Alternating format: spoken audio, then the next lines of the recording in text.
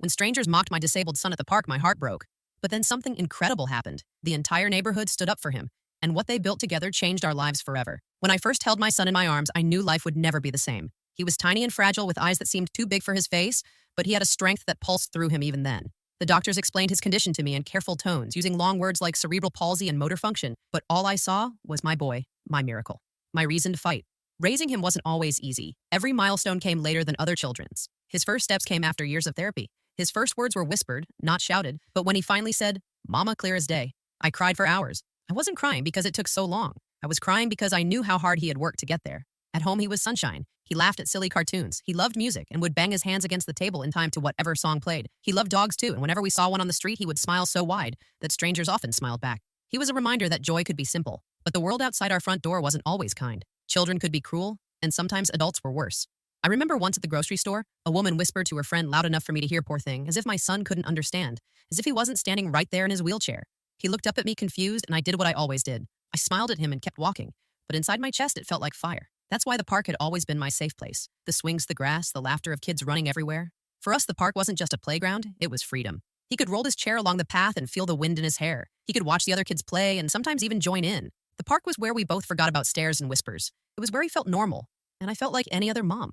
That morning, when I decided to take him to the park, the sun was bright and the air smelled of spring. He wore his favorite blue jacket, the one with tiny stars printed on the sleeves. He asked if we could bring his soccer ball, not to play the way other kids did, but to roll it back and forth together. He was excited, and so was I. I didn't know that by the time we left that day, our safe place would be changed forever, but I did know this. Wherever he went, I would stand with him. I had promised him that since the day he was born, my son was my world, and no one could ever change that. Do you think the world has become more accepting of differences, or are people still too quick to judge? The park was buzzing with life that morning. Families spread out blankets for picnics. Kids shrieked as they chased each other across the grass. Dogs barked happily, chasing sticks. It felt like the whole neighborhood had decided to come outside at once. My son's eyes lit up the moment we rolled through the gates. He pointed at the swings, and I knew that was our first stop. The swings were always his favorite. I would help lift him gently from his chair, tuck him safely in the adaptive swing, and push him as high as he wanted. Each time he soared forward, he would throw his head back and laugh. That sound, his laughter, was the kind that made strangers smile without knowing why. It was pure. After a few rounds on the swing, we moved toward the open field. He wanted to play with the soccer ball, so I rolled it gently to his feet. He pushed it back with determination, each kick a little stronger than the last. His grin grew wider every time he succeeded. For us, it wasn't about the game. It was about the joy of doing it together.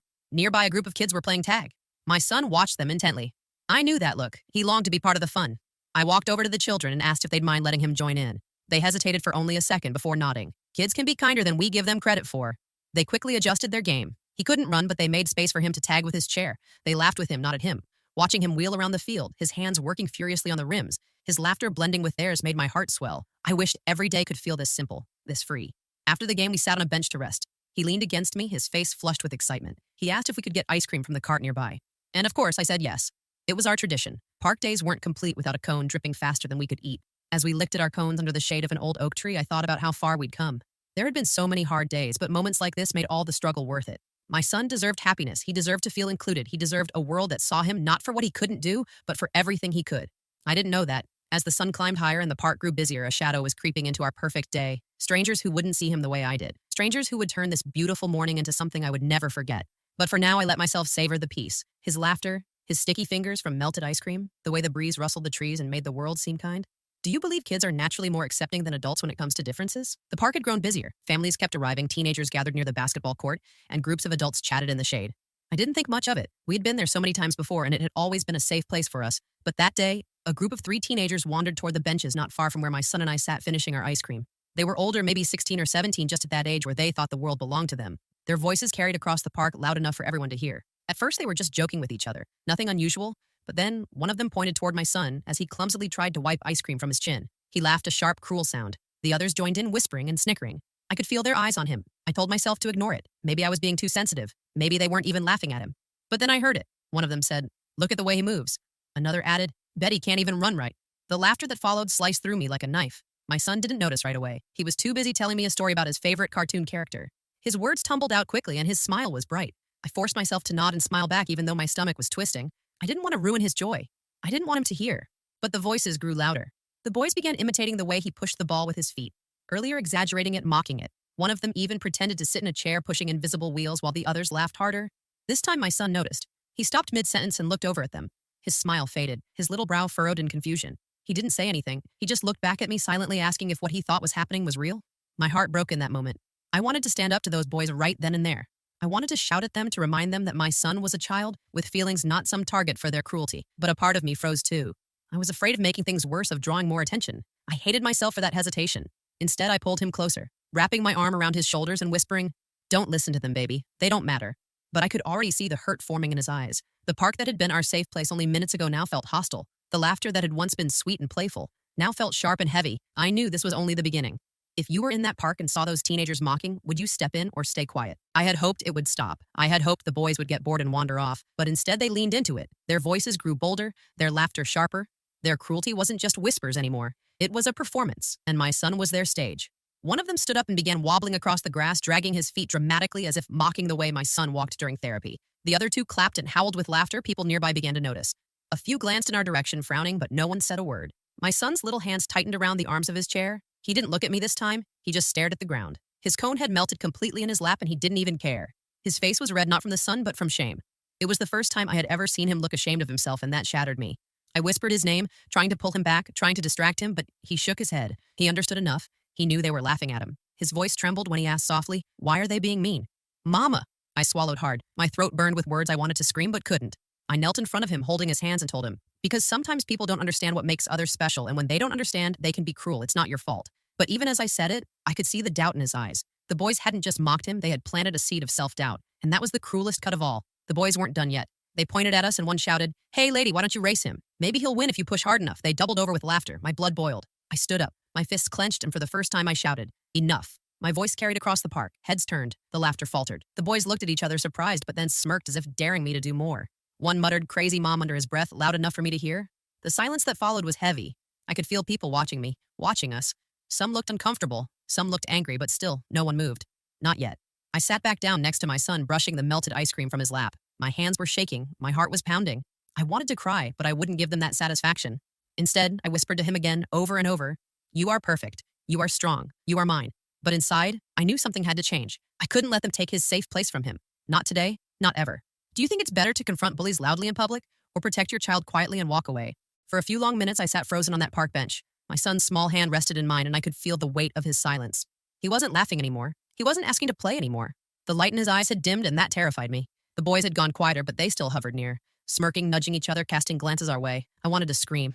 I wanted to stand up and give them a piece of my mind. But another part of me whispered, maybe it's better to leave. Maybe it's better to just go home where he's safe. I looked at my son. His shoulders slumped, his head bowed. He was retreating into himself. Something I had worked so hard to prevent all these years.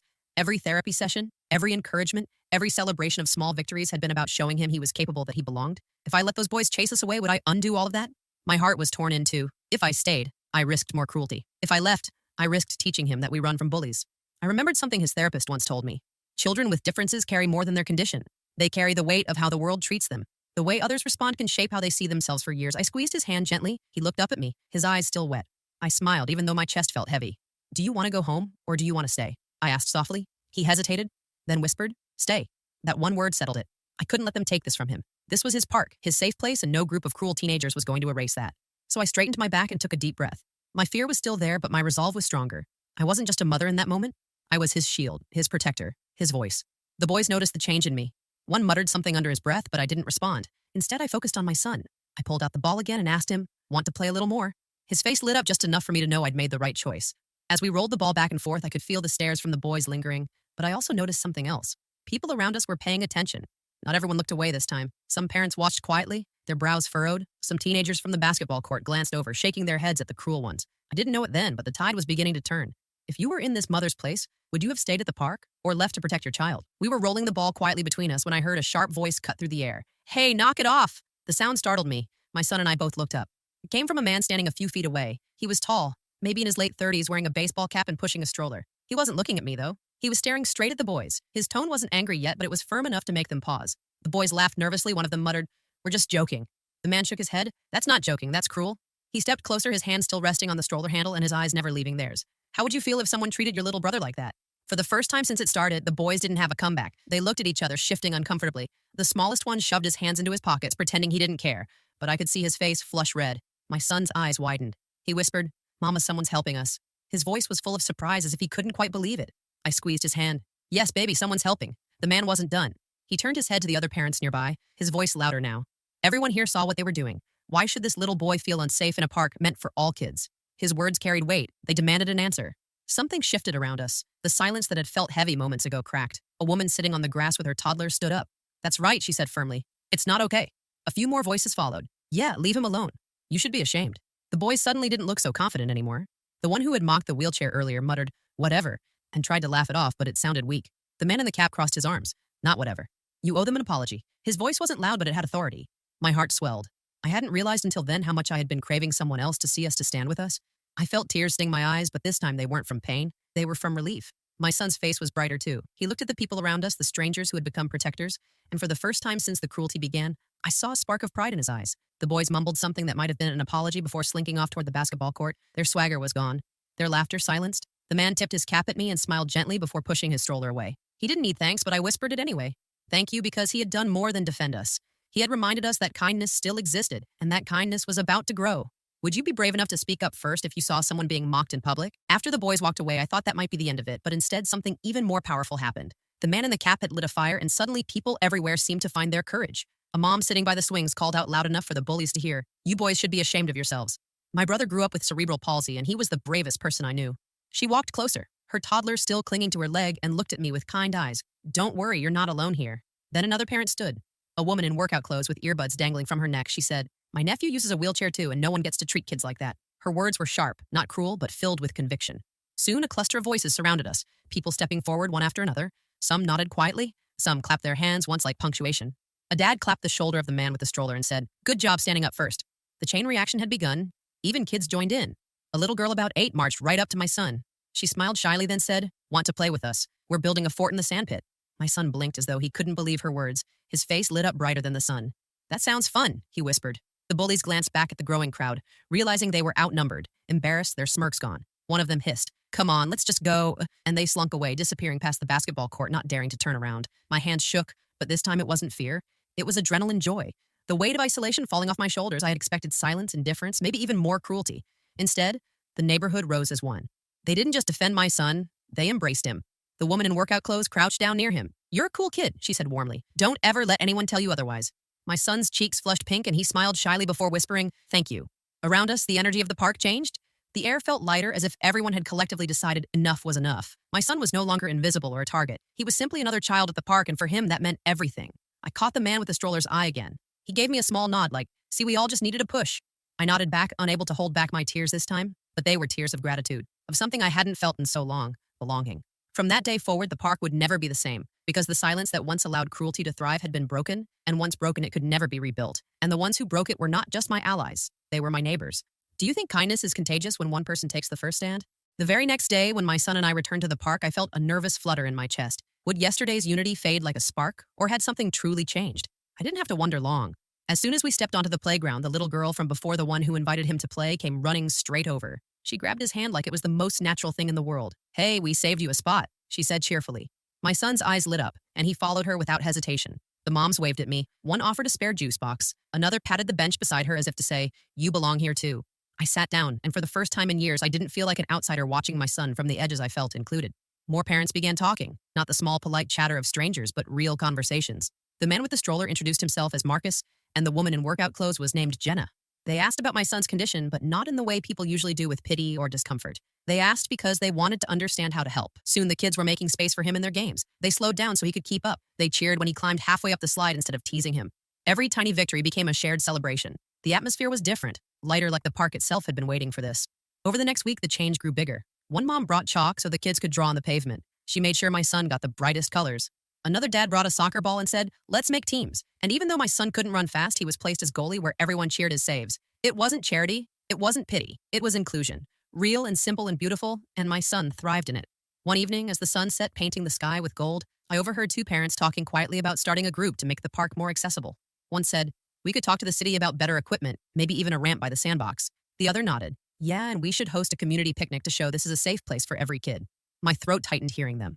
Words I had never dared to hope for were suddenly being spoken out loud by others. Not just me fighting alone anymore, but a ripple of kindness spreading across the whole neighborhood. When I looked at my son playing in the fading light, laughing freely with his new friends, I realized something yesterday had been a turning point, but today was proof. The neighborhood wasn't just standing up for him anymore. They were standing with him. And in that togetherness, something stronger than kindness was being built. Community. Do you believe small acts of inclusion can change an entire community? The following week, the conversations at the park turned into real plans. Marcus suggested forming a committee, Jenna offered to handle paperwork, and another parent volunteered to contact the city council. Suddenly, it wasn't just an idea anymore, it was a movement. At first, I couldn't believe it. People were rallying not only for my son, but for every child who had ever felt left out. They wanted ramp swings for kids with mobility aids, sensory-friendly equipment, and shaded benches for parents like me who spent long hours watching over their children. Flyers appeared pinned to trees and taped to lampposts. Neighborhood meeting Saturday evening at the park. Bring ideas. Bring hope. The words felt like a promise. Saturday arrived with the smell of fresh-cut grass and the hum of anticipation. Families gathered blankets, food, and laughter. My son sat in the middle of it all, smiling brighter than I'd ever seen him. His joy was contagious. The kids who once ran past him now clustered around him like he was the heart of their circle. When the meeting began, I stood off to the side, unsure if I should speak, but Marcus waved me forward. Say something, he urged. This started with you and your boy. My legs trembled as I walked up, but then I saw my son's eyes watching me wide and trusting. That gave me courage. I told them what it had felt like to be invisible for so long, to sit on the bench praying no one would notice us, praying no one would hurt him. I told them how yesterday had been the first time I saw my son truly belong, and how belonging is not a gift, but a right. Silence followed, then applause real and loud. Someone shouted, she's right. Another voice added, let's make it happen. And just like that, the energy shifted from sympathy to determination. Committees were formed right there on the grass. A fundraising group, a design team, a city liaison. People scribbled notes and exchanged numbers. Someone suggested calling it the Bright Park Project, named after the way my son's smile lit up the playground. Everyone agreed instantly. Weeks passed and momentum grew. Donations trickled in, first coins from kids' piggy banks, then checks from local businesses. The city council scheduled a meeting to hear our proposal, and half the neighborhood signed up to attend. One evening, Jenna pulled me aside. You know, this is bigger than just a park, right? She said. You've started something. You've shown us what community can look like. I shook my head. I didn't start it. I whispered, you all did. But deep inside, I knew the truth. It was my son's quiet courage, his persistence to keep showing up that had sparked this flame. And now that flame was spreading as I tucked him into bed that night. He asked in his small, sleepy voice, Mom, are they really building new swings for me? I kissed his forehead and said, not just for you, sweetheart, for everyone. For the first time in years, my heart was full of hope. If you had the chance to improve your local park or community space, what's the first thing you'd add? The grand opening of the renovated park arrived on a golden Saturday morning. Balloons in bright colors swayed from the fences. Ribbons lined the entrance and laughter echoed even before the gates opened. The air smelled of popcorn and barbecue mixed with the crispness of new beginnings. I held my son's hand tightly as we approached. His wheelchair rolled over the smooth new path, built wide enough for every child to glide without barriers. The sight before us stopped me in my tracks. There it was. The Bright Park Project brought to life. Swings with safety harnesses, slides with gentle slopes, ramps that wound like ribbons up to treehouse platforms, sensory walls painted in blues and yellows, benches shaded with canopies, and a water fountain designed for kids of every height. It wasn't just a park, it was a promise fulfilled. The mayor gave a speech about unity and progress, but I barely heard the words. My attention was on my son, who sat on the edge of his seat, eyes wide, mouth open. He looked at me like he couldn't believe it was real. Go ahead, I whispered. He wheeled himself toward the swing designed just for kids like him. Marcus was there, ready to help, and soon my son was soaring, his laughter ringing out clear and pure like music. The crowd clapped, some even cried. And in that moment, I realized we had built more than structures. We had built dignity, joy, and belonging. The kids ran together. No one left out, no one singled out. The same children who once avoided my son now lined up to push him higher and higher. They shouted his name like he was the hero of the day. Maybe he was. Jenna found me in the crowd and slipped her arm around my shoulder. See what you started, she said. I shook my head, smiling through tears. See what we started. Later that evening, as the sun dipped low, painting the sky in shades of orange and rose, the ribbon was finally cut. Families streamed in, laughter filling the air. I watched my son wheel across the new bridge toward the treehouse. He turned back to me, beaming. Mom, this is the best day of my life. And for me too, I thought, because the world finally saw him not as less, not as a burden, but as a spark that lit a fire in all of us. That night, I lay in bed replaying the day in my mind. The fear, the loneliness, the mockery. It had all led here to a community united, to a park reborn, to a little boy who finally had a place where he truly belonged. And I realized something. The neighborhood didn't just stand up for my son. They stood up with him, and that made all the difference. The Bright Park wasn't just for today, it was forever. Do you believe small acts of kindness can truly transform an entire community?